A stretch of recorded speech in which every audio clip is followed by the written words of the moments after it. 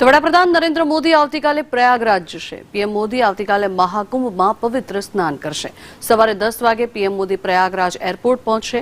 પ્રયાગરાજ એરપોર્ટથી DPS helipad પહોંચશે ત્યારે પીએમ સવારે 10:45 કલાકે એરલ ઘાટ પર પહોંચશે। એરલ ઘાટથી હોડી વડે મહાકુંભમાં તેઓ પહોંચશે। સવારે 11 વાગે વડાપ્રધાન નરેન્દ્ર મોદી મહાકુંભમાં પવિત્ર સ્નાન કરશે અને સ્નાન બાદ 11:45 કલાકે એરલ ઘાટ પર પરત ફરશે। ડીપીએસ હેલીપેડ થઈને પ્રયાગરાજ એરપોર્ટ તેઓ પરત ફરશે। બપોરે 12:30 કલાકે પ્રયાગરાજથી તેઓ પરત દિલ્હી જશે। આ સમગ્ર કાર્યક્રમ જે છે આવતીકાલે વડાપ્રધાન નરેન્દ્ર મોદી પ્રયાગરાજમાં પવિત્ર સ્નાન કરશે।